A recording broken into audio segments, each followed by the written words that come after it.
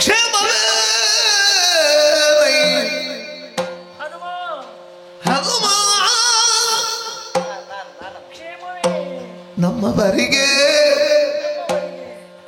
ಕ್ಷೇಮವೇ ಹನುಮ ಕ್ಷೇಮವೇ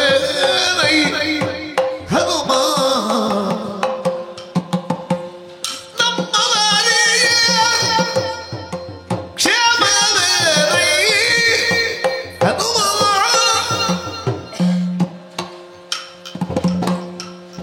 ರಾಮ ಲಕ್ಷ್ಮಣರು ರಾಜ್ಯದಲ್ಲಿ ಸುಂದರವಾಗಿ ರಾಮ ಲಕ್ಷ್ಮಣರು ರಾಜ್ಯದಲ್ಲಿ ಸುಂದರವಾಗಿ ಕ್ಷೇಮವೇ ಹನುಮ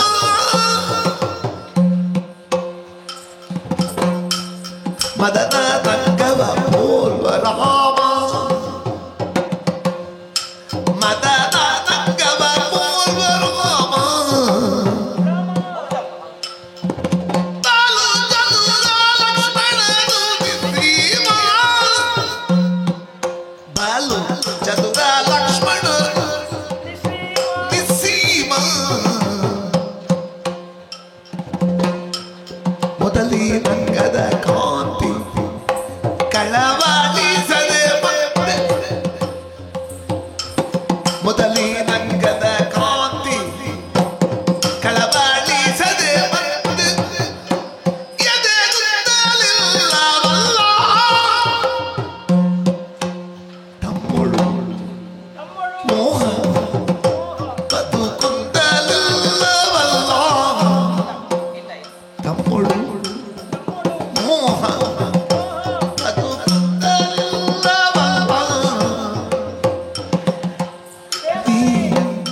ಬರುವ ದಿನದೋ ಲೆಂದಿದ್ದರೆಲ್ಲ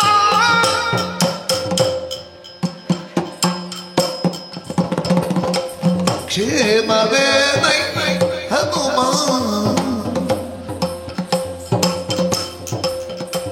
ನಮ್ಮವರಿಗೆ ಕ್ಷೇಮವೇ ಹನುಮ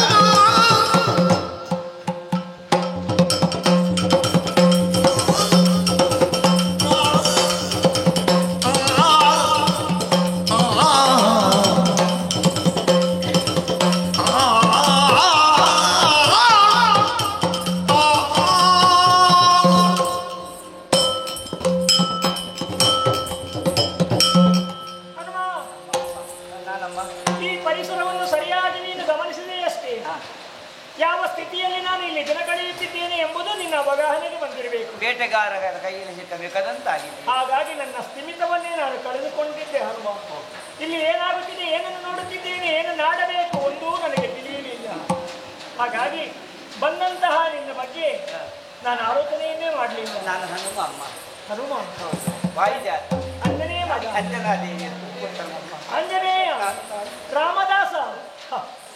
ಸಂತೋಷವಾಯ್ತಪ್ಪ ನಿನ್ನನ್ನು ಕಂಡಾಗ. ತಾಯಿಯನ್ನಗಲಿ ಎಡವೆಯಲ್ಲೇ ಹೋಗಿದ್ದಂತಹ ಮಗನೋರ್ವ ಪ್ರಾಯ ಪ್ರಬುದ್ಧನಾಗಿ ತಾಯಿಯ ಮುಂಭಾಗಕ್ಕೆ ಬಂದು ನಿಂತಾಗ ಆ ತಾಯಿಗಾಗಬಹುದಾದಂತಹ ಸಂತೋಷವೆಷ್ಟು, ಅಂತಹ ಸಂತೋಷ ನನಗಾಗುತ್ತಿದೆ. ನನಗೂ ಹಾಗೆ ಆಯ್ತಮ್ಮ. ಧನ್ಯೋಸ್ತಿ ನಾನು. ಶ್ರೀರಾಮನ ಬಳಿಯಿಂದ ಬಂದವ ನೀನು. ಹೊರಟು ತುಂಬಾ ದಿನ ಕಳೆದಿರಬಹುದು, ಆದ್ರೂ ಅಲ್ಲಿಂದಲೇ ಬಂದವ ನೀನಲ್ವೇ? ಹೌದಮ್ಮ. ಹಾಗಾಗಿ ದೇವರೇ ಕಳಿಸಿ ನಿನ್ನನ್ನು ನೋಡಿದಾಗ ಹಲವಾರು ಪ್ರಶ್ನೆಗಳು ನನ್ನ ಹೃದಯ ಕಮಲದಲ್ಲಿ ಮೂಡುವುದಕ್ಕೆ ಪ್ರಾರಂಭವಾಯಿತು. ಯಾಕಂದರೆ ನನ್ನನ್ನು ಕಳೆದುಕೊಂಡು ತಿಂಗಳುಗಳೇ ಕಳೆದು ಹೋಯಿತು. ಅವರನ್ನು ನೋಡುವಂತಹ ಸುಯೋಗ ಸೌಭಾಗ್ಯ ನನ್ನ ಪಾಲಿಗಿಲ್ಲ, ಅಥವಾ ನಾನು ಅವರ ಬಳಿಯಲ್ಲಿಲ್ಲ. ಅವರ ಜೊತೆಯಲ್ಲಿರುವಾಗ ಅವರ ಸತಿಯಾಗಿ, ಅವರ ಧೃತಿಯಾಗಿ, ಅವರಿಗೆ ಶ್ರುತಿಯಾಗಿ ನಾನಿದ್ದವಳು. ಔಪಚಾರಿಕವಾಗಿ ಒಂದು ಮಾತನ್ನು ಹೇಳಬಹುದಷ್ಟೇ. ನನ್ನ ಗಂಡ ಹೇಗಿದ್ದಾರೆ ಅಂತ ಕೇಳಿದರೆ, ಒಂದು ವೇಳೆ ನೀನು ಅವರು ಸುಖವಾಗಿದ್ದಾರೆ ಅಂತ ಹೇಳಿದರೂ ನಾನು ನಂಬುವಂತಹ ಸ್ಥಿತಿಯಲ್ಲಿ ಇಲ್ಲ ಅನ್ನುವ. ಯಾಕಂದರೆ ನನ್ನ ನುಡಿದು ಅರೆಗಳಿಗೆಯೂ ಅವರು ಜೀವಿಸಿದವರಲ್ಲ. ಹಾಗಾಗಿ ನನ್ನವರ ಸ್ಥಿತಿ ಏನಿರಬಹುದು, ಹೇಗಿರಬಹುದು ನಾನು ಊಹಿಸಬಲ್ಲೆ. ಆದರೂ ನಿನ್ನಲ್ಲಿ ಕೇಳ್ತಾ ಇದ್ದೇನೆ, ನನ್ನ ಗಂಡನಾದಂತಹ ಶ್ರೀರಾಮಚಂದ್ರ ಕ್ಷೇಮವಾಗಿದ್ದಾರೆ.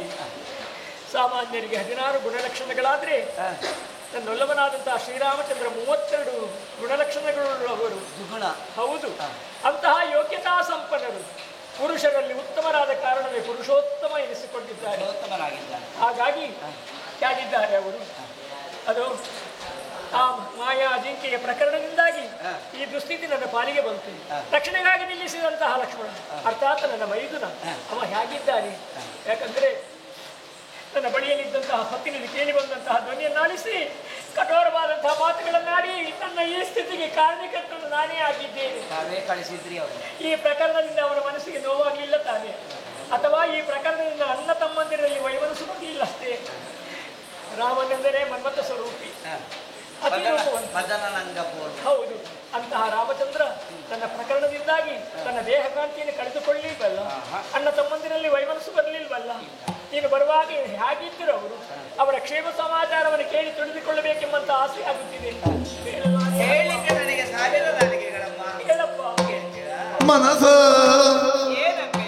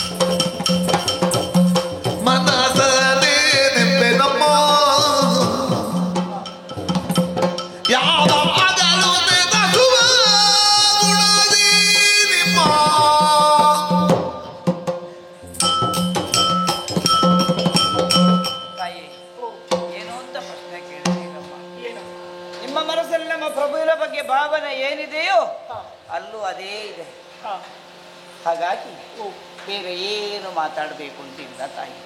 ತಮ್ಮ ಮನಸ್ಸಿನ ಪ್ರತಿಬಿಂಬವೇ ರಾಮಚಂದ್ರ, ಆತನ ಪ್ರತಿಬಿಂಬವೇ ತಾವು ಅನ್ನೋದನ್ನು ಸ್ಪಷ್ಟವಾಗಿ ಅರ್ಥವಿಸಿಕೊಂಡಿದ್ದೇನೆ ತಾಯಿ. ಮನಸ್ಸಲ್ಲೆಲ್ಲ ಒಂದೇ ಚಿಂತೆ. ಅವರ ಮನಸ್ಸು ಏನು ಅಂತ ನೀನು ಕೇಳಬೇಕು ಅಂತಿಲ್ಲ, ನಿನ್ನ ಮನಸ್ಸೇ ಅವರ ಮನಸ್ಸು. ತಮ್ಮನ ಜೊತೆಗೂಡಿಕೊಂಡು ಎಲ್ಲೆಂದರಲ್ಲಿ ತಿರುಗಾಡ್ತಾ ಇರ್ತಾರೆ. ಯಾರೊಡನೆ ನೀವು ಸರಿಯಾಗಿ ಮಾತನಾಡರು, ಹಾಗೆಂದು ಉಣರು ತೊಡರು, ಮೈತ್ರಿಯಲ್ಲಿದ್ದಾರೆ. ನೀವು ಕೇಳಿದ್ರಲ್ಲ, ಹೇಗಿದ್ದಾರೆ ಹೇಗಿದ್ದಾರೆ ಎನ್ನುವ ಇಬ್ಬರು ಕ್ಷೇಮಿಗಳೇ ಆದರೂ ಕೂಡ ಲೋಕದ ಕಣ್ಣಿಗೆ ಅದು ಸತ್ಯ. ಆದರೆ ಮನಸ್ಸಿನೊಳಗೆ ಬೇರೆ ಏನಲ್ಲ. ಸುರಿಯುವ ಮಳೆ ಹನಿಯಲ್ಲಿ, ಹರಿಯುವ ನೀರ ತೊರೆಯಲ್ಲಿ, ಅಲ್ಲಾಡುವ ಎಲೆ ಗಿಡಗಳಲ್ಲಿ ನಿಮ್ಮನ್ನು ಹುಡುಕ್ತಾರೆ. ಎಲ್ಲಿ ನನ್ನ ಸೀತೆ ಕಾಣ್ತಾಳೆ, ಎಲ್ಲಿ ನನ್ನ ಸೀತೆ ಕಾಣ್ತಾಳೆ ಎನ್ನುವ ಹಾಗೆ ತದೇಕ ಚಿತ್ತರಾಗಿ ನಿಮ್ಮನ್ನೇ ಅರಸುತ್ತಾ ಇದ್ದಾರೆ. ಅವರ ಮನಸ್ಸೆಲ್ಲ ನಿಮ್ಮನ್ನು ನೀವೇ ವ್ಯಾಪಿಸಿಕೊಂಡಿದ್ದೀರಿ. ತಮ್ಮನಾದರೂ ಅಷ್ಟೇ. ತಾನು ಹೀಗಿದ್ದರಿಂದ ಅತ್ತಿಗೆ ಹೀಗಾಯಿತು ಅನ್ನುವ ಹಾಗೆ ಗಂಡನಲ್ಲಿ ಹೇಳುತ್ತಾ ಕೊರಗುತ್ತಾರೆ. ಆ ಗಂಡನು ಅವರು ಸಮಾಧಾನ ಮಾಡುತ್ತಾ ಕೊರಗುತ್ತಾರೆ. ನಿತ್ಯವೂ ನಿಮ್ಮದೇ ದಾರಿ, ಹಗಲು ಇರುಳು ಎನ್ನುವ ಭೇದ ಇಲ್ಲ, ಸೀತಾ ಸೀತಾ ಅಂತ ಹುಡುಗುತ್ತಾರೆ. ಆಮೇಲೆ ಆ ಕಡೆ ಈ ಕಡೆ ಅಂತ ಇಲ್ಲ, ಒಂದೇ ಧ್ಯಾನ. ಅವರಿಗೆ ನಿಮ್ಮ ಧ್ಯಾನವನ್ನು ಬಿಟ್ಟರೆ ಬೇರೆ ವಿಷಯವೇ ಇಲ್ಲಮ್ಮ. ಹಾಗಾಗಿ ನೀವು ಅವರ ಬಗ್ಗೆ ಚಿಂತಿಸಬೇಕಾಗಿಲ್ಲ, ಸುಕ್ಷೇಮಿಗಳೇ ಇದ್ದಾರೆ. ಇನ್ನೊಂದು ಏನಮ್ಮ? ಎಷ್ಟು ಜನ ಉಂಟಪ್ಪ? ನಾಳೆ ಸಂಜೆಗೆ ಹೋಗಿ ಹೇಳದಿಲ್ಲದೆ ಕಡೆಗೆ ನಾಲಗೆಯ ಕೊಯ್ಸುವುದು ಎಂಬುಡೆಯ ನಾಟ್ಯ. ಗುರುತವನ್ನು ಕೇಳಿದರೆ ಏನೆಂದ ರಾಗವಗೆ ಅರಿತು ಎತ್ತಳು ಬೇಡಿ ಅಂತರ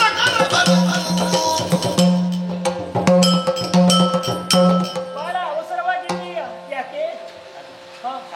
ಮತ್ತೆ ಬಹಳ ಕಷ್ಟದಲ್ಲಿದ್ದೀವಿ. ಏನಪ್ಪ? ನಮ್ಮ ಪ್ರಭುಗಳು ನಮ್ಮನ್ನು ಯಾವ ಕಾರ್ಯಕ್ಕೆ ಹಾಕಿದ್ದಾರೋ ಅದು ನಮ್ಮ ಒಡೆಯ ಸುಗ್ರೀವ ದೇವರಿದ್ದಾರೆ. ವಾನರೇಂದ್ರ ಅವನ ಆಜ್ಞೆಗೆ ನಾವೆಲ್ಲರೂ ಬದ್ಧರಾಗಿದ್ದೇವೆ. ಸೀತಾನ್ವೇಷಣೆಯ ಕಾರ್ಯವನ್ನು ಮಾಡುವುದಕ್ಕೋಸ್ಕರವಾಗಿ ನಮ್ಮನ್ನು 4 ತಂಡವಾಗಿ ವಿಭಾಗಿಸಿದ್ದಾರೆ. ನಾವೆಲ್ಲರೂ ದಕ್ಷಿಣಾಪಥದ ಕಡೆಗೆ ಬಂದವರು 1 ತಿಂಗಳೊಳಗಾಗಿ ಅರ್ಥಾತ್ 30 ದಿವಸಗಳೊಳಗಾಗಿ ತಮ್ಮ ಇರವನ್ನು ಕಂಡು ಹಿಡಿಯದೇ ಬಂದರೆ ಶಿರಚ್ಛೇದವಾಗುತ್ತದೆ ಅಂತ ಹೇಳಿದ್ದಾರೆ. ನಾಳೆ ಒಂದೇ ಇರುವುದು. ನಾಳೆ ಸಂಜೆಗೆ ಮೊದಲು ನಾವೇನಾದರೂ ಸಾಗಿ ಹೋಗಿ ಯಾವ ತಂಡವಾದರೂ ಕೂಡ ತಮ್ಮ ಇರವನ್ನು ನಮ್ಮ ಪ್ರಭುಗಳಿಗೆ ಅರ್ಥಾತ್ ಅವರು ನಿಮ್ಮ ಪ್ರಭುಗಳಿಗೆ ಹೇಳದೆ ಇದ್ರೆ ನಮ್ಮ ಭುಜದ ಮೇಲೆ ಈ ಶಿರ ಉಳಿಯುವುದಿಲ್ಲ. ನೋಡಿದ್ದೀಯೇ ತಾನೆ? ಹೌದಾದ್ರೆ ಆಗುವುದಿಲ್ಲ. ಯಾಕೆ? ನಾನು ನೋಡಿದ್ದೇನೆ, ಅಮ್ಮನನ್ನು ನುಡಿಸಿದ್ದೇನೆ. ಮೃದುಮಧುರ ಭಾಷಣಿಯಾದಂತ ಆಕೆ ನನ್ನಲ್ಲಿ ಸಂಭಾಷಣೆಯನ್ನು ಮಾಡಿದ್ದಾರೆ. ಇಷ್ಟೇ ಹೇಳಿದ್ರೆ ಸಾಕಾಗ್ತದಮ್ಮ. ಈಗ ನಾನು ನಿಮ್ಮನ್ನು ಸಂಧಿಸಿದಾಗ ಉಂಗುರ ಸಂಧಿಯಿಂದ ನಮ್ಮಲ್ಲಿ ಬೆಳೆಯಿತು, ಮಾತುಕತೆ ಮುಂದುವರಿಯಿತು. ನಾಳೆ ಪ್ರಭು ಕೇಳ್ತಾರೆ, ನೋಡಿದೆಯಲ್ಲ ಹೇಗಿದ್ದಾಳೆ ಏನು ಅಂತ ನಾನು ವರ್ಣನೆ ಮಾಡಬಹುದು ತಮ್ಮನ್ನು. ಆದರೆ ಅವಳು ಏನಾದರೂ ಹೂವನ್ನು ಕೊಟ್ಟಿದ್ದಾಳೋ, ಅಮ್ಮ ಏನಾದರೂ ತಮ್ಮಲ್ಲಿ ವಿಶೇಷವಾದದ್ದಿದ್ರೆ ಅದನ್ನು ನಾನು ಕೊಟ್ಟರೆ ದೇವರಿಗೆ ಅರ್ಪಿಸಿ ತಮ್ಮ ಇರವನ್ನು ಹೇಳಲಿಕ್ಕೆ ಸಂತೋಷ ಪಡ್ತೀನಿ. ಏನನ್ನು ಕೊಡಲಿ? ಹನುಮನ ಕೈಯೊಳು ಚೂಡಾಮಣಿಯು, ಹನುಮನ ಕೈಯೊಳು ಚೂಡಾಮಣಿಯು ತಾನಿ ಉನ್ನತಿ ಬರವಲ್ಲದಿಂದ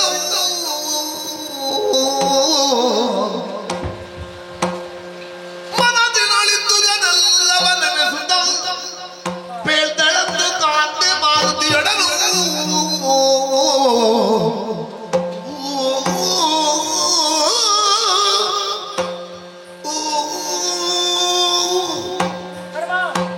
ನನ್ನ ಬಳಿಗೆ ಬಂದಾಗ ನಿಜವಾಗಿ ನೀವು ಮಾತನಾಡಿದರು.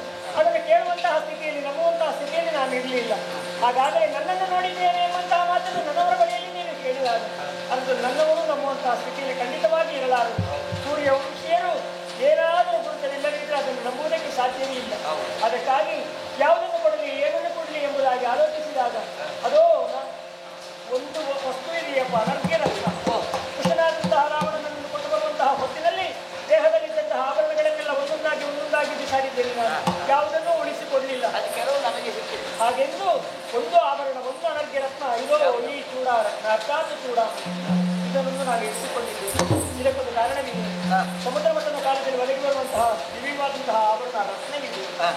ನನ್ನ ತಂದೆಯ ಹಿರಿಯರಿಗೆ ದೇವೇಂದ್ರಾದಿ ದೇವತೆಗಳಿಂದ ಬಡವಳಿಯಾಗಿ ಬಂದಂತಹ ಇದು. ಅದನ್ನು ನನ್ನ ಕಲ್ಯಾಣದ ಕಾಲದಲ್ಲಿ ಉಡುಗೊರೆಯಾಗಿ ನನ್ನ ವಲ್ಲಭನಾದಂತಹ ಶ್ರೀರಾಮಚಂದ್ರನಿಗೆ ನನ್ನ ತಂದೆಯೇ ಕೊಟ್ಟಿದ್ದರು. ಪ್ರೇಮದ ಮಡದಿಯಾದಂತಹ ನಿನ್ನ ಬಳಿಯಲ್ಲಿ ಇರಲಿ ಸೀತಾ ಎಂಬುದಾಗಿ ನನಗೆ ಪ್ರದಾನಿಸಿದ್ದೇನೆ. ಅದೊಂದನ್ನು ಉಳಿಸಿಕೊಂಡಿದ್ದೇನೆ. ಇದನ್ನೇ ಗುರುತಾಗಿ ಕೊಡ್ತಾ ಇದ್ದೇನೆ.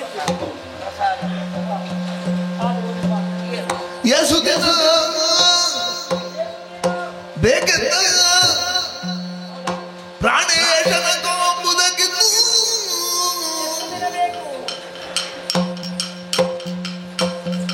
ಬೇಸರಿಗೆ ಎಂಬುದೇನ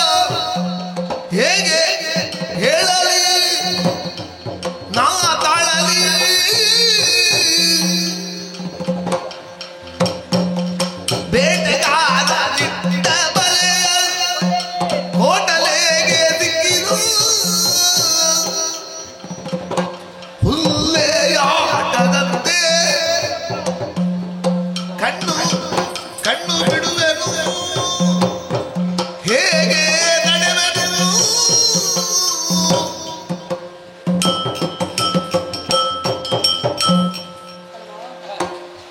ಅದು ನನ್ನ ಸ್ಥಿತಿಯನ್ನು ನೀನು ಗಮನಿಸಿದೆ ಏಸು ದಿನ ಬೇಕು ಎನ್ನ ಪ್ರಾಣೇಶನ ಕಾಣುವುದಕ್ಕೆ. ಯಾಕಂದ್ರೆ ಈ ದುಷ್ಟ ದುರಾತ್ಮರ ಈ ಬಂಧನದಲ್ಲಿ ಅದು ಪಡಬಾರದಂತಹ ಕಷ್ಟವನ್ನು ನಾನು ಅನುಭವಿಸ್ತಾ ಇದ್ದೀನಿ. ಸತ್ಯ ಬೇಟೆಗಾರನ ಬಲೆಗೆ ಸಿಕ್ಕಿ ಕರಡುತ್ತಿರುವಂತಹ ಹುಲ್ಲೆಯ ಮರಿಯಂತಾಗಿದೆ ನನ್ನ ಸ್ಥಿತಿ. ಅಲ್ಲ, ಗರುಡನ ಬಾಯಿಗೆ ಸಿಕ್ಕಿದಂತಹ ಮುರಗದ ಸ್ಥಿತಿ ನನ್ನದಾಗಿದೆ ಅಲ್ವಾ? ಈ ದುಷ್ಟ ದುರಾತ್ಮರಿಂದ ನಾನು ಒಮ್ಮೆ ಬದುಕಿದರೆ ಸಾಕು ಎಂಬುದಾಗಿ ಭಾವಿಸ್ತಾ ಇದ್ದೇನೆ. ಹಾಗಾಗಿ ನನ್ನವರನ್ನು ನಿರೀಕ್ಷೆ ಮಾಡ್ತಾ ಇದ್ದೇನೆ. ಎಷ್ಟು ದಿನ ಬೇಕು ನಾನು ರಾಘವ ದೇವನ ಕರಕೊಂಡು ಬಂದಿ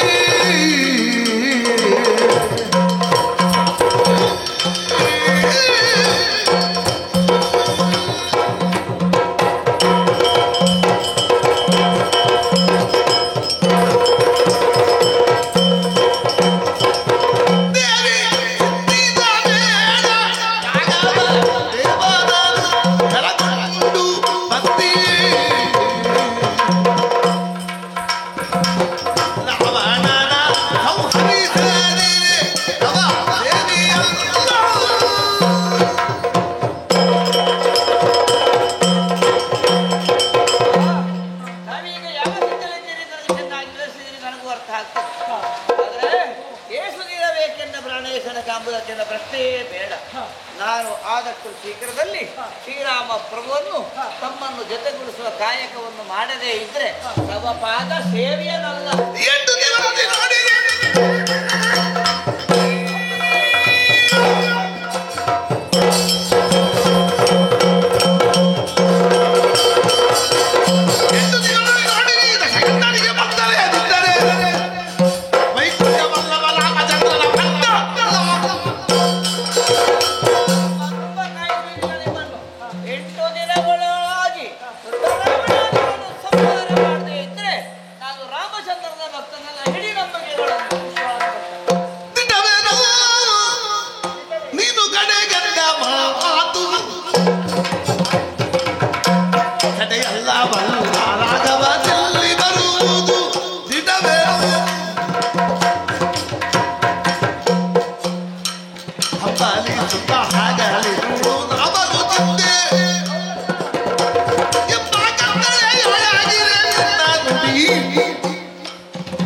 ರವಿ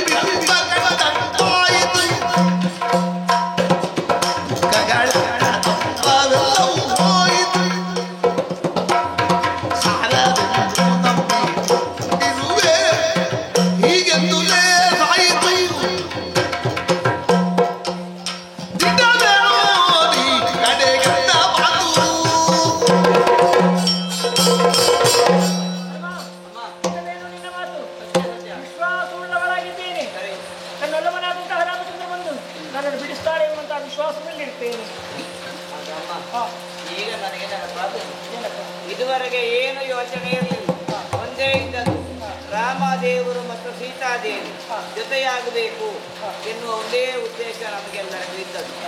ಬಹಳಷ್ಟು ದೂರ ಹಾರಿಯೇ ನಾನು ಬಂದದ್ದಮ್ಮ. ಒಂದೇ ನೆಗೆತದಲ್ಲಿ ಇಲ್ಲಿಗೆ ತಲುಪಿದ್ದೇನೆ. ಆಯಾಸ ಆಗಲಿಲ್ಲ. ಆಮೇಲೆ ಹಲವಾರು ಕಾರ್ಯಗಳು ನಡೆದು ಹೋದವು. ಆಯಾಸ ಅಂತ ಅನಿಸಲಿಲ್ಲ. ತಮ್ಮನ್ನು ಅನ್ವೇಷಣೆ ಇಲ್ಲಿಗೆ ಬಂದ ಮೇಲೆ ಇಲ್ಲಿಯೂ ತುಂಬ ಹೊತ್ತು ಕಳೆದು ಹೋಯಿತು. ಆದರೆ ಅಮ್ಮನನ್ನು ಕಾಣುವಾಗ ಈ ಮಕ್ಕಳಿಗೆಲ್ಲ ನೆನಪಾಗುದು, ಅದು ಬೇಕು ಇದು ಬೇಕು ಅಂತ. ಹಾಗೆ ನನಗೊಂದು ಆಸೆ ಆಗ್ತಾ ಉಂಟು. ನನಗೆ ಹಸಿವೆ ಆಗಿರಲಿಲ್ಲ, ಆಗ ಇರಲಿಲ್ಲ. ಆದರೆ ಈಗ ಸ್ವಲ್ಪ ಹಸಿವೆ ಆಗ್ತಾ ಉಂಟು. ಏನಾದ್ರು ತಿನ್ಲಿಕ್ಕೆ ಕೊಡ್ತೀವಿ? ಏನನ್ನು ಕೊಡಲಿಲ್ಲ. ಏನು ಉಂಟು ಈ ಕಾನೂನದಲ್ಲಿ? ಏನುಂಟು? ಯಾವುದೂ ಕೊಡ್ಲಿಕ್ಕೆ. ಆದ್ರೆ ಅಮ್ಮ ಮಕ್ಕಳನ್ನು ಬಡಲಿಕ್ಕೆ ಹಾಕ್ತಾರ, ಹಸಿವೆ ನೀರಡಿಕೆ ಹೋಗಲಾಡಿಸುವುದು. ಏನಾದ್ರೂ ತಿನ್ಲಿಕ್ಕೆ ಕೊಡಿಯಮ್ಮ. ನೀವು ಕೇಳುವಾಗ ನನ್ನ ಕರುಳು ಕತ್ತರಿಸಿದ ಮಗಳಿಗೆ. ಆದ್ರೆ ಏನೂ ಇಲ್ಲ ಅಂತಲ್ಲ. ಅದು ಈ ವನದಲ್ಲಿ ನನ್ನ ಹಂಪಲುಗಳು ಉಂಟು. ಹೌದು. ಹಾಗೆಂದ್ರೆ ಇನ್ನೊಬ್ಬರ ವಸ್ತುವನ್ನು ನಾವಾಗಿ ಇಟ್ಟುಕೊಳ್ಳಬಾರದು. ಅದು ಸರಿಯಂತ ಆಗುದಿಲ್ಲ. ಅದರಲ್ಲಿಯೂ ರಾಮಭಕ್ತನಾದಂತಹ ನೀನು ಅಪರಾಧ ಮಾಡಿ ಹಾಗಾಗ್ತದೆ. ಇದ್ದದರಲ್ಲಿ ಒಳ್ಳೆಯದಿದ್ರೆ ಅದನ್ನು ನೋಡಿ ಮಾತು ಹೃದಯ ಅಂದರೆ ಈಗ ಸಂತೋಷ. ಸಿಕ್ಕಿದ್ದು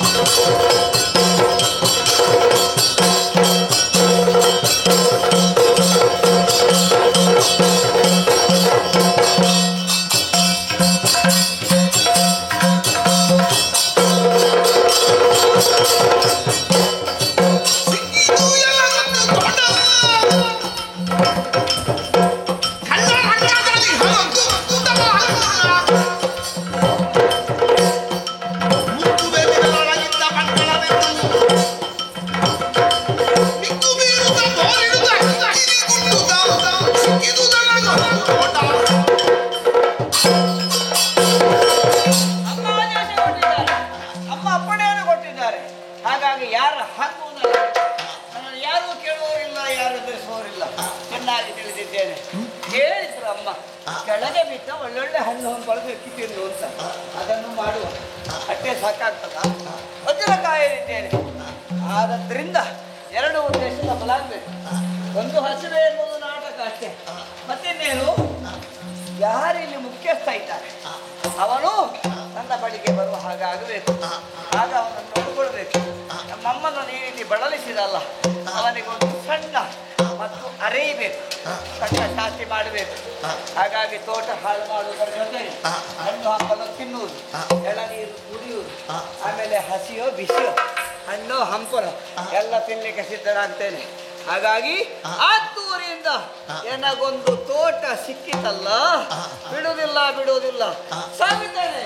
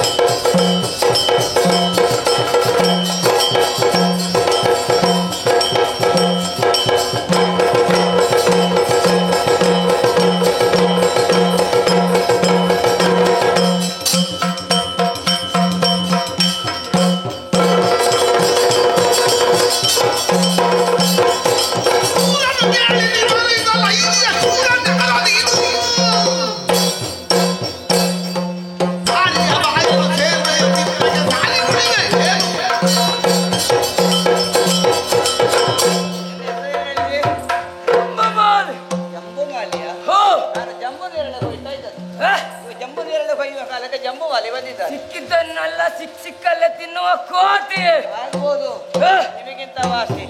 ನಿಮ್ಮ ಹಾಗೆ ಸಿಕ್ಕಿದ್ದನ್ನ ತಿಂದು ಬೇಡದ್ದು ಮಾಡಿ ಹೊಟ್ಟೆ ಬೆಳೆಸಿಕೊಳ್ಳಿಲ್ಲ. ನಾವು ಆಹಾರಕ್ಕಾಗಿ ತಿನ್ನುವುದು, ಅದನ್ನು ವಿರೋಧಿಸುತ್ತಿದ್ದಾದ್ರೆ ನಮ್ಮ ಆಹಾರ ನಮ್ಮ ಸ್ವಾತಂತ್ರ್ಯ. ಅದನ್ನು ಕೇಳಲಿಕ್ಕೆ ನೀನಾಗ್ಲಿ ನಿನ್ನ ಒಡೆಯ ಆಗ್ಲಿ ಅಲ್ಲ. ನೀನು ಬಿಡು, ಒಮ್ಮೆಗೆ ನಿನ್ನ ಒಡೆಯ ಬಂದ್ರೆ ಬಿಡ್ಲಿಕ್ಕಿಲ್ಲ.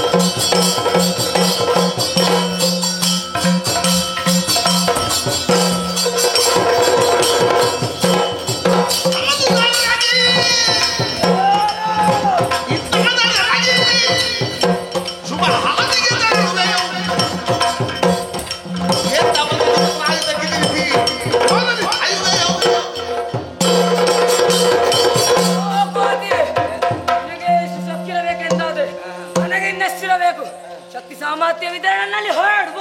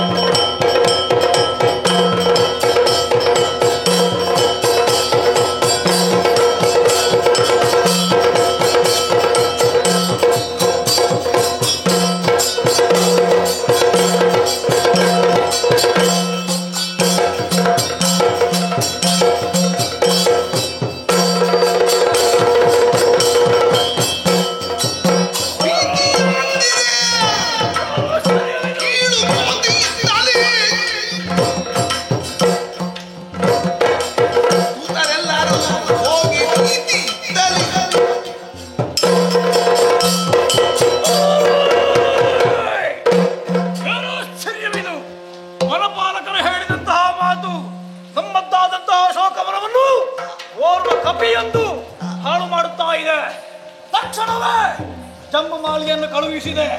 ಆದರೆ ಪರಿಣಾಮ ಏನಂತೆ? ಆ ಕೋತೆಯು ಅವರನ್ನು ಬಡಿದು ಕೊಂದು ಹಾಕಿದೆ. ಯಾಕೆ ತಡ ಮಾಡೋದು? ಅಕ್ಷಕುಮಾರ, ಹೀಗೆ ಬಾ, ಹೀಗೆ ಬಾ.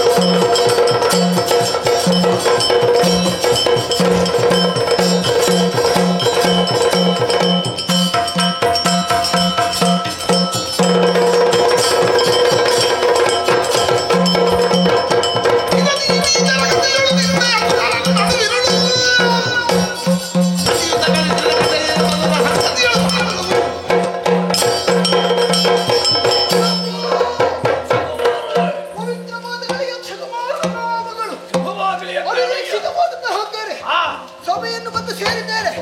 ನಿಮ್ಮನ್ನು ಕಾಣುವಾಗ ಪ್ರಾಯ ಕಾಲದಲ್ಲಿ ತಿಳಿದು ಕಾಣ್ತಾ ಇದ್ದೇನೆ. ಏನಾಯ್ತು? ಕೇಳಿ ನನ್ನ ಪುತ್ರಾದಿಗಳು.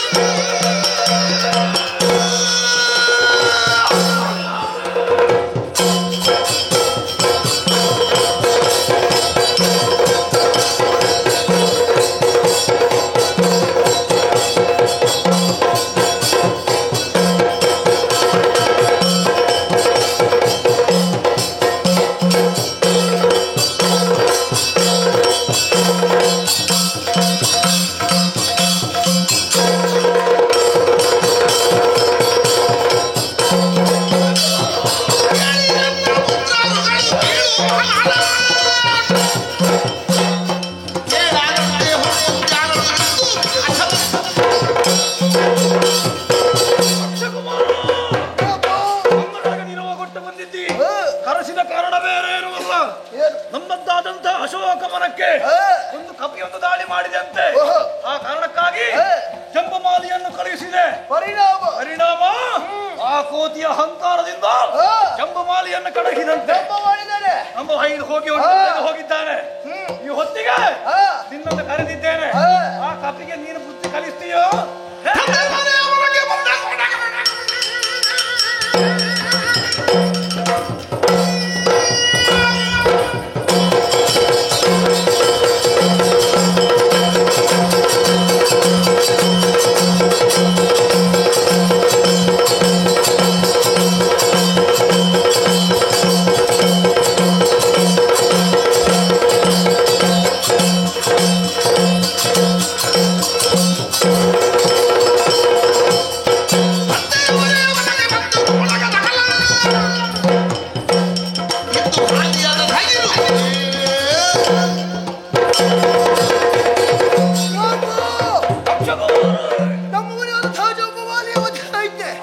ಚಿಂತೆಯನ್ನು ಬೇಡಿ, ಅಪ್ಪಣೆಯನ್ನು ಕೊಡಿ.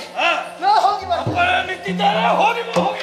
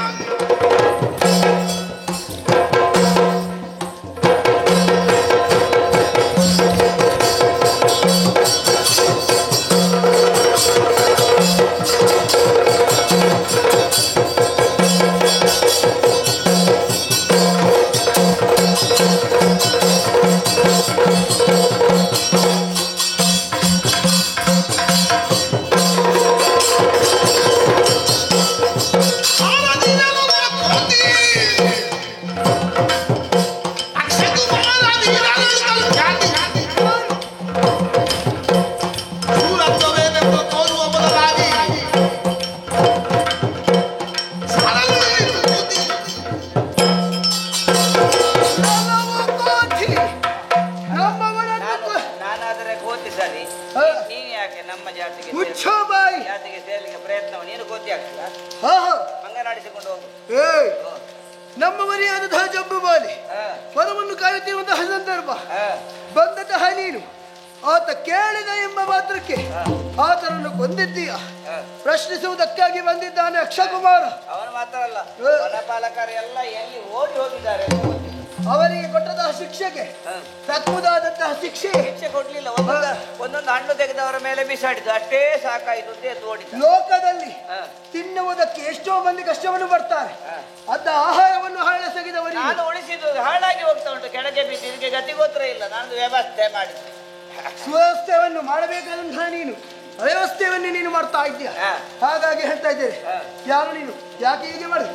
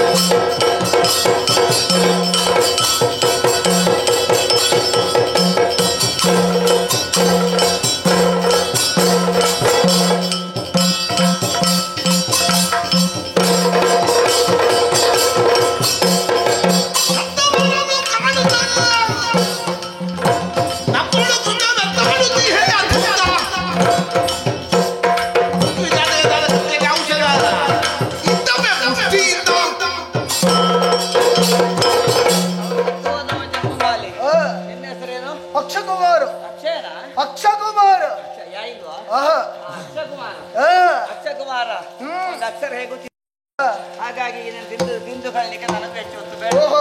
ಆದ್ರೆ ಏನ್? ನಾನು ರಕ್ಕಸರನ್ನು ಆ, ಸುಲಭವಾಗಿ ಬಿಡುವುದಿಲ್ಲ. ಮತ್ತೇನು ಮಾಡಬೇಕು? ಅಂದ್ರೆ ನಮ್ಮಮ್ಮನಿಗೆ ನೀವು ದುರವಸ್ಥೆಯನ್ನು ತಂದಿದ್ದೀರಿ. ಅವರು ಹೇಗೆ ಕೊರಗಿ ಕೊರಗಿ ಕಣ್ಣೀರಿನಲ್ಲಿ ಕೈ ತೊಳೆಯುತ್ತಾ ಇನ್ನ ತೊಡುತ್ತಾ ಇದ್ದಾರೋ ನಿಮಗೂ ಅದೇ ಪರಿಸ್ಥಿತಿ ಉಂಟಾಗಬೇಕು ಓಹೋ. ಯೋಚನೆ ಮಾಡಿದ್ದು.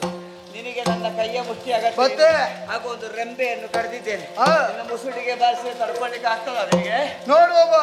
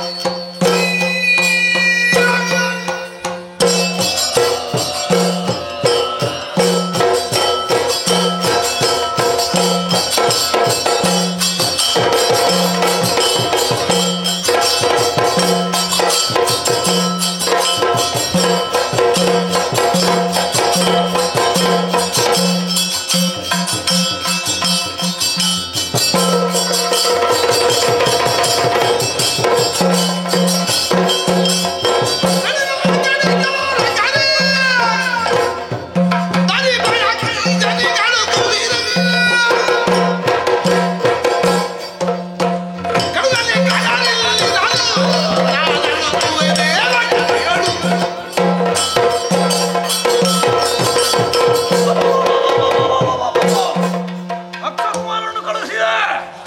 ಪರಿಣಾಮ ಅಕ್ಷಕುಮಾರನು ಮಡಿದು ಹೋಗಿದ್ದಾನಂತೆ. ಯಾರು ಮಾಡುವುದು? ಹೀಗೆ ಹೋಗುವುದಲ್ಲ. ಇದಕ್ಕೆ ಸರಿಯಾದ ಜನಾಮನೆ ನಮ್ಮ ಮಗನಾದ ಮೇಘನಾದ ಹೀಗ ಬಾ.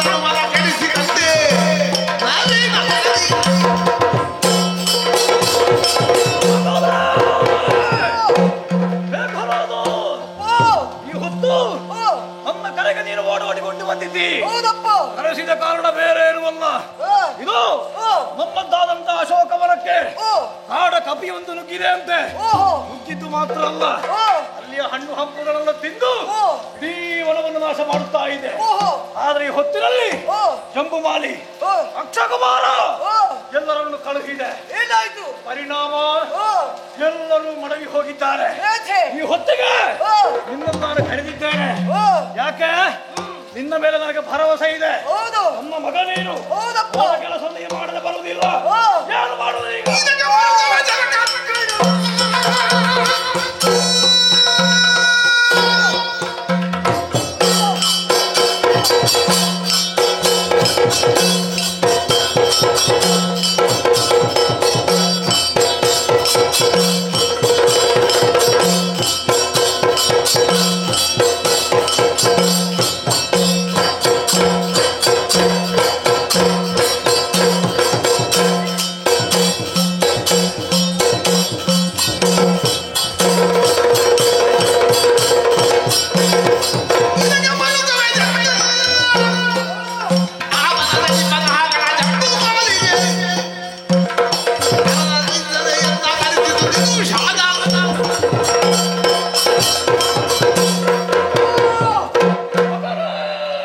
ಈಗ ವಿಚಾರ ಮತ್ತೆ ಅದು ಅಶೋಕವನದಲ್ಲಿ ಯಾವುದೋ ಒಂದು ಕೋಡಗ ಪ್ರವೇಶಿಸಿದೆ. ಒಬ್ಬ ಅದರ ಸೊಕ್ಕೆ ಛೇ, ಛೇ, ಛೇ. ಇಂತಹ ಪದವಿಗಳನ್ನು ಆ ಕಾಡ ಕಪಿಗೈದಿದೆಯೇ? ಅವರನ್ನೆಲ್ಲ ಕೊಂದು ಕಳೆದಿದೆಯೇ? ಚಿಂತಿಸಬೇಡ, ನಾನಿದ್ದೇನೆ. ಆ ಕಪಿಯ ಹೇಡೆ ಮರಿ ಕಟ್ಟಿ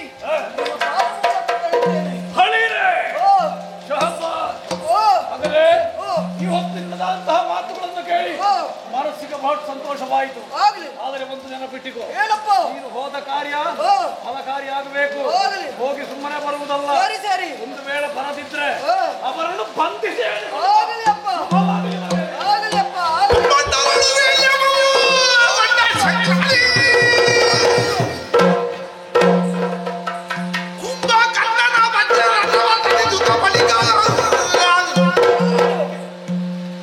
ಬೆಂಬಲಕ್ಕೆ 10,000 ಬಣ್ಣಗಳ ಉದ್ದ ಮತ್ತಿ ಸಾಯುಧ ಸರಗಳ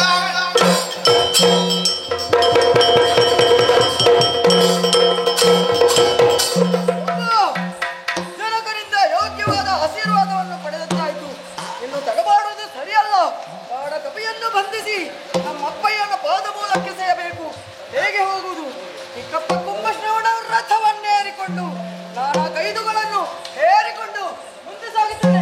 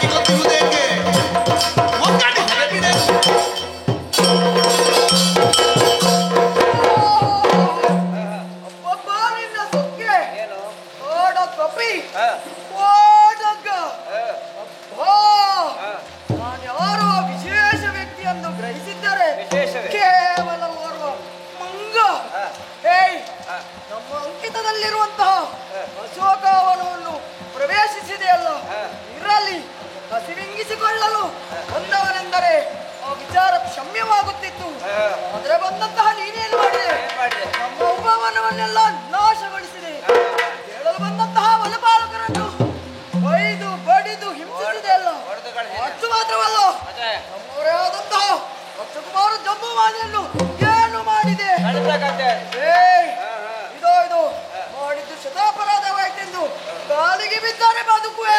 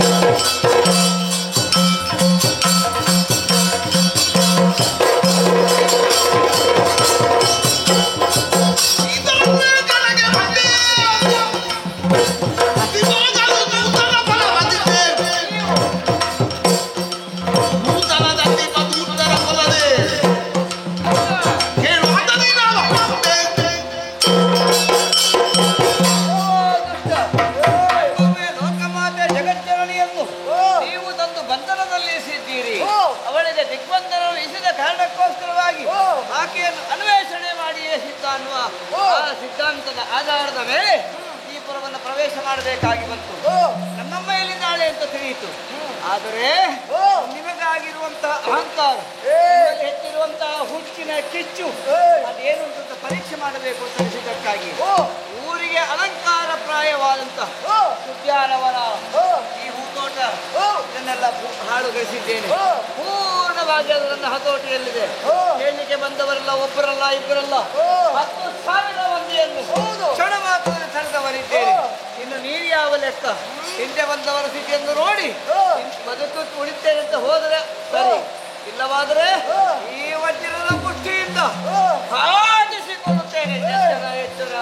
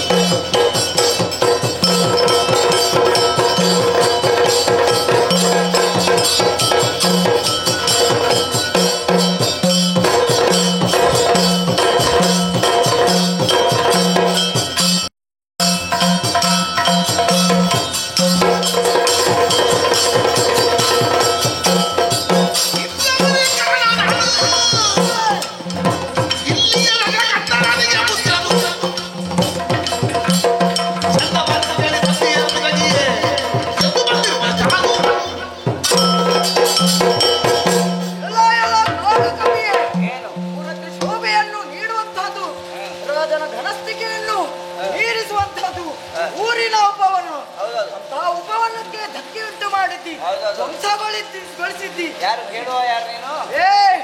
ನಾನು ಲಂಕೇಶ್ವರನಾದ ರಾವಣೇಶ್ವರನ ಸುಪುತ್ರ ಮೇಘನಾದ. ಅಯ್ಯೋ, ನನ್ನ ಬಗ್ಗೆ ನೀನೇನು ಅರಿತಿರುವೆ? ಇಂದ್ರನನ್ನೇ ಗೆದ್ದಂತಹ ಇಂದ್ರಾರಿ ನಾನು, ಇಂದ್ರಜಿತುವೇ ಆಗಿದ್ದೇನೆ. ಹಾಗಾಗಿ ನಿನ್ನಲ್ಲಿ ಮಾತಿಲ್ಲ. ಇದು ಇಂದ್ರನನ್ನು ಗೆದ್ದದ್ದಲ್ಲ, ಮೊದಲು ಈ ಮಂಗನನ್ನು ಗೆಲ್ಲಿಗೆ ನೋಡಿ ಬಿಡೋಣ.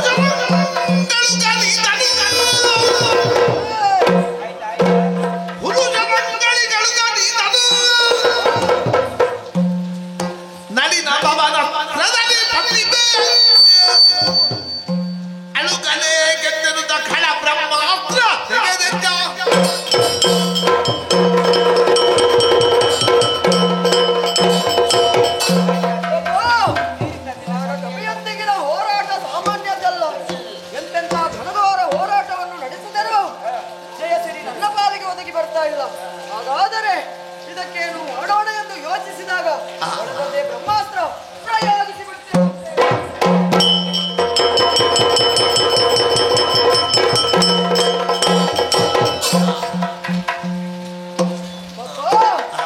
ಹೇಗಾಯ್ತು? ಇದು ಸತ್ತರಗಳನ್ನು ಕೊಟ್ಟಿದ್ದೀವಿ. ನೋಡಿ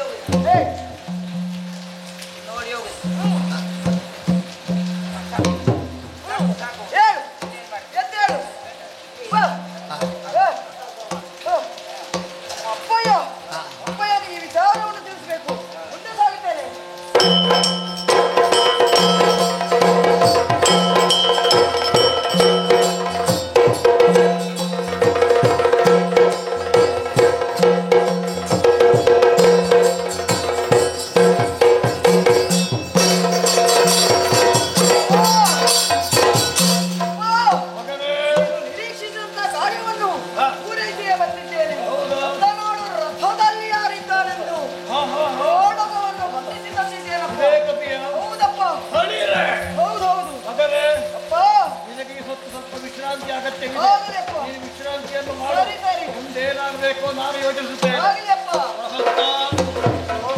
ನೋಡೋ ಮಗ ಏನ್ ಮಾಡಿದ ಕೆಲಸ ಮೂರ್ತಿಯನ್ನು ಬಂಧಿಸಿ ತಂದಿದ್ದಾನೆ. ವಿಚಾರಣೆ ಮಾಡಬೇಕಾಗಿದೆ. ಆದರೆ ನಮ್ಮಲ್ಲಿ ಒಂದು ನಿಯಮ ಉಂಟು. ಹೇಗೆ ಬಂಧಿಸಿ ಯಾರನ್ನು ವಿಚಾರಣೆ ಮಾಡಬಾರ್ದು. ಮೊದಲು ಅವನ ಬಂಧನವನ್ನು ಬಿಡಿಸು, ಆಮೇಲೆ ವಿಚಾರಣೆಯನ್ನು ಮಾಡು.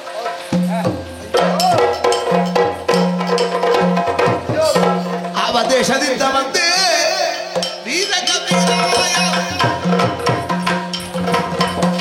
ಅವನಿಗೆ ಪಯಣವಯ್ಯ ವೀರ ಕಪಿರಾಯ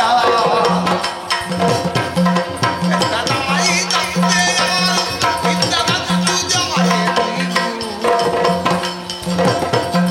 ಇಂದು ಮನದ ಕಡಿದಿರಂತ ಕಾರಣವೇನು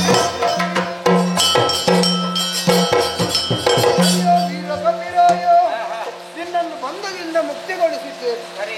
ಅಯ್ಯೋ, ನಮ್ಮದಾದಂತಹ ಲಂಕಾ ನಗರಿಯನ್ನು ಪ್ರವೇಶಿಸಿದಂತಹ ನೀನು ವನವನ್ನೆಲ್ಲ ಹಾಳುಗಳ ಹೇಳಿದೆ ಎಂಬ ಕಾರಣಕ್ಕಾಗಿ, ಅದೆಷ್ಟು ವೀರಾದಿ ಭಟಭಟರನ್ನು ತಂದೆ ಎಂಬ ಕಾರಣಕ್ಕಾಗಿ ಇಂದ್ರಾರಿಯನ್ನು ಕಳುಹಿಕೊಟ್ಟು ಬ್ರಹ್ಮಾಸ್ತ್ರದಿಂದ ನಿನ್ನನ್ನು ಬಂಧಿಸಿ ಇಲ್ಲಿ ತಂದು ಕಟ್ಟಿ ಹಾಕಿದ್ದಾರೆ. ಹಾಗಾಗಿ ಬಂಧನದಿಂದ ಬಿಡಿಸಿ ನಿನ್ನಲ್ಲಿ ಮಾತನಾಡುತ್ತಾ ಇದ್ದೇನೆ. ಯಾರು ನೀನು? ಇನ್ನು ಹೆತ್ತವರು ಯಾರು? ಯಾಕೆ ಇಲ್ಲಿ ಬಂದೆ? ಎಲ್ಲವನ್ನು ಹೇಳುವೆ. ದಶಕಂಠನೆಂಬಾತ ನಾನು ತೋರಬೇಕಯ್ಯ ದಶಕಂಠನೆಂಬಾತ ನಾನು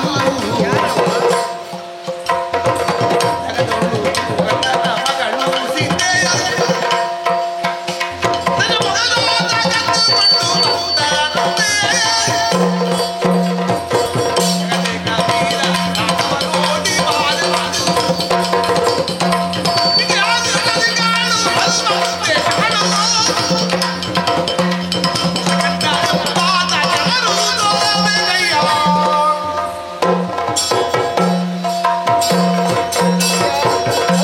ತುಂಬಿದ ಆಸ್ಥಾನದಲ್ಲಿ ನೀನೊಬ್ಬ ಸ್ವಲ್ಪ ತಿಳಿದವರ ಹಾಗೆ ಕಾಣಿಸುತ್ತಿದೆ. ಸತ್ಯ. ಪ್ರಾಯಶಃ ನೀನು ವಯೋವೃದ್ಧನಾಗಿ ಲೋಕ ವ್ಯವಹಾರವನ್ನು ಅರ್ಥ ಮಾಡಿಕೊಂಡಿರಬಹುದು. ಆದರೆ ನನಗೆ ನಾನು ಯಾರು ನೀನು ಯಾರು ಅಂತ ಪ್ರಶ್ನೆ ಬೇಡ. ಮತ್ತೆ ಇದಕ್ಕೆಲ್ಲ ಮೂಲ ಕಾರಣೀಭೂತನಾದ ರಾವಣನೆಂಬಾತನ ಯಾರು? ಅವನು ನಮ್ಮ ಮಾತೆಯನ್ನು ತಂದು ಬಂಧನದಲ್ಲಿ ಇರಿಸಿಕೊಂಡಿದ್ದಾನೆ. ಅಂತಹ ಒಬ್ಬ ಮೂಲ ಪ್ರವೃತ್ತಿ ದುಷ್ಟ ರಾಕ್ಷಸ ಹೌದು ಅಂತಾದ್ರೆ ಅವ ಯಾರು ಅಂತ ತೋರಿಸು. ಅವ ಬೇರಾರು ಅಲ್ಲ, ನಮ್ಮೊಡೆಯನಾದಂತಹ ರಾವಣೇಶ್ವರನಿದ್ದಾನೆ.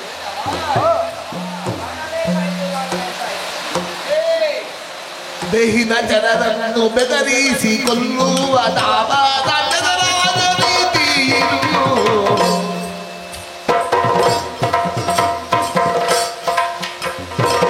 ನಾವು ಮಾಡುವ ತಪ್ಪು ಕಂಡುವುದಕ್ಕೆ ನೋವುಗಳ ಮಾತು ಹೋರಾಟಯ್ಯ. ಬೇಹಿನ ಜನರನ್ನು ಬೆದರಿಸಿ ಕೊಲ್ಲುವ ದಾವಾದ ಜನರಾದ ರೀತಿಯಿದು ನಾನೊಬ್ಬ ಇಲ್ಲಿಗೆ ಪರದೇಶದಿಂದ ಬಂದವ. ಯಾರೇ ಇರಲಿ ಒಬ್ಬ ವ್ಯಕ್ತಿ ಅಂತ ಗೊತ್ತಾದ ಮೇಲೆ ಅವನನ್ನು ಬಂಧಿಸಿ ಅವರಿಗೆ ಶಿಕ್ಷೆ ನೀಡುವುದು ನಿಮ್ಮಲ್ಲಿ ಇಂಥ ಒಂದು ಪದ್ಧತಿ ಉಂಟಲ್ಲ. ಯಾವ ನ್ಯಾಯ ಕೇಳುವುದಕ್ಕಾಗಿ ಬಂದಿದೆ. ನಮಗೆ ತುಂಬಾ ಅನ್ಯಾಯ ಆಗಿದೆ. ಅದನ್ನು ಕೇಳುವುದಕ್ಕಾಗಿ ಬಂದಿದ್ದೇನೆ. ಬೇಡವೆಂದರೆ ಮಾತ ಕೇಳದೆ ನನಗಿಂತ ಕೇಳು ಮಾಡಿದುದೆಂತ ಬಾಲ ವೈದ್ಯೆ ಕೇಳು ಮಾಡಿದುದೆಂತ ಬಾಲ ವೈದ್ಯೆ ಊಟಿ ಮಾಲಕನ ಜ್ಞಾನದ ಮೂಲ ಮಾಡಿದ ಜನರ ಅಂತ ಪಾಪೀದು ಬೇಡವೆಂದರೆ ಮಾತ ಕೇಳದೆ ನನಗಿಂತ ಕೇಳು ಮಾಡಿದುದೆಂತ ಬಾಲ ವೈದ್ಯೆ ನೀವೆಷ್ಟೆಲ್ಲ ಅನ್ಯಾಯವನ್ನು ಮಾಡುವಾಗ ಅಥವಾ ಒಂದು ಕಾಡಕಪ್ಪೆಯ ಮೇಲೆ ಎಲ್ಲರೂ ಮುಗಿಬಿದ್ದು ಹೋರಾಟಕ್ಕೆ ನಿಂತಾಗ ಅವರು ಬಂದ್ರು ಇವರು ಬಂದ್ರು ಆಮೇಲೆ ನಿನ್ನ 10,000 ಹೋಯ್ತು. ಇದೆಲ್ಲ ಹೋದಾಗ ನಿನಗೆ ಗೊತ್ತಾಗಲಿಲ್ಲ. ಒಬ್ಬ ವ್ಯಕ್ತಿಯ ಮೇಲೆ ಎಷ್ಟು ಮಂದಿ ನಿನ್ನಲ್ಲಿ ಈ ರೀತಿಯ ದಾಳಿ ಮಾಡ್ತಾರೆ ಅಂತ ಆದ್ರೆ ಇನ್ನೊಬ್ಬ ಸತ್ಯನ ಅಂತ ತಿಳ್ಕೊಳ್ಳಿಕ್ಕೆ ಸಾಧ್ಯ ಇಲ್ಲ. ಮತ್ತೆ ಇನ್ನು ಈ ಪ್ರಕರಣದಲ್ಲಿ ನನ್ನದೇನು ತಪ್ಪಿಲ್ಲ. ನೀನೇ ಮಾಡಿದ್ದಲ್ಲ ಈಗ. ನಾನು ಮಾಡಿದ್ದಲ್ವೇ ಅಲ್ಲ. ಇಷ್ಟು ವನವನ್ನು ಹಾಳು ಮಾಡಿದ್ದೀಯಲ್ಲ. ಯಾರೆಲ್ಲ ಬಂದ್ರು ವನ ಹಾಳು ಆಯ್ತು ಅಥವಾ ಯಾರು ಸತ್ರೋ ನೀನು 10,000 ಜನರನ್ನು ಕಳಿಸಿದ್ದು ಅವರು ಹೋದ್ರು ನನಗೆ ಅದೆಲ್ಲ ಗೊತ್ತಿಲ್ಲ. ಅದು ಬಿಡು. ಜಂಬುವಾಲಿ ಅಕ್ಷಕುಮಾರವನ್ನು ತಂದವರು ನೀನೇ ಅಲ್ವಾ? ಯಾರು ನನಗೆ ಏನು ಗೊತ್ತಿಲ್ಲ ಹೇಳಿದ್ದಲ್ಲ. ಎಲ್ಲವನ್ನೂ ಕೂಡ ಮಾಡಿದ್ದು ನನ್ನ ಹಿಂದಿರುವ ಈ ಬಾಲ. ಮಾತಿನಲ್ಲಿ ಕಪಿ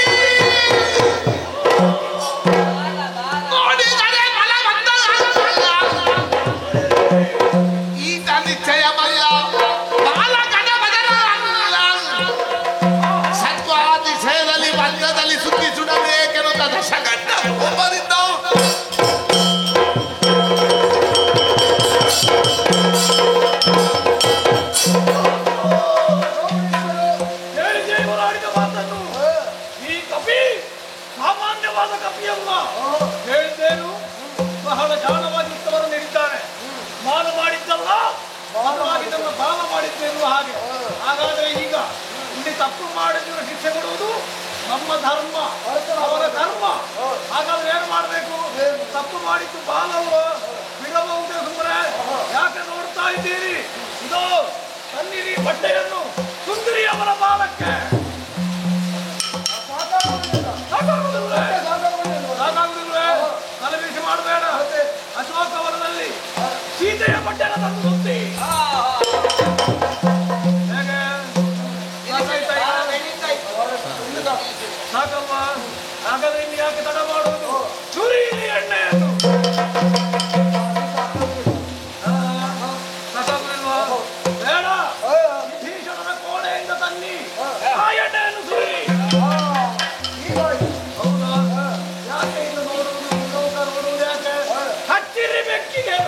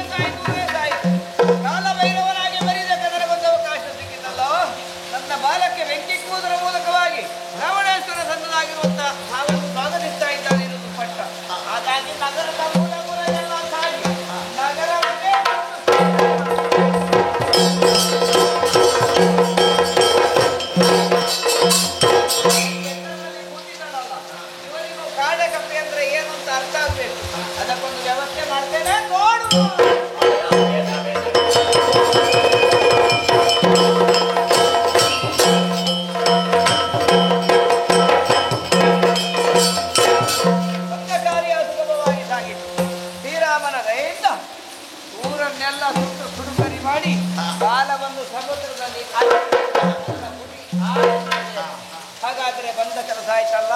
ಅಮ್ಮ ನೀಡಿದಂತ ಚೂಡಾಮಣಿ ಉಂಟು, ಅದನ್ನು ಪ್ರಭುವಿಗೆ ಅರ್ಪಿಸಿ ಎಲ್ಲ ವೃತ್ತಾಂತವನ್ನು ತಿಳಿಸಬೇಕಾದ ಅಗತ್ಯ ಇದೆ. ಹಾಗಾಗಿ ಮತ್ತೆ ನೆಗೆಯುವ ಕಾರ್ಯ ಆಗಬೇಕು. ನೆಗೆದು ರಾಮಪ್ರಭುವನ್ನು ಕಾಣಬೇಕು. ರಾಮ ನಾಮದಿಂದ ಮಿಂದು ಪುನೀತರಾಗಬೇಕು. ಪ್ರಭು ಶ್ರೀರಾಮಚಂದ್ರನ ಅಮ್ಮ ಸೀತಾದೇವಿಯನ್ನು ಒಂದುಗೂಡಿಸುವುದಕ್ಕಾಗಿ ನಾನು ಅವಧಿಯನ್ನು ಕೊಟ್ಟಿದ್ದೇನೆ, ಅದನ್ನು ಎಚ್ಚರಿಸಬೇಕು. ಈ ದಿಶೆಯಲ್ಲಿ ಯೋಚನೆ ಮಾಡ್ತಾ ಮಾಡ್ತಾ ಶ್ರೀರಾಮ ಧ್ಯಾನ ಮಾಡುತ್ತಾ ಆರುವುದಕ್ಕೆ ಸಿದ್ಧನಾಗಿದ್ದೇನೆ.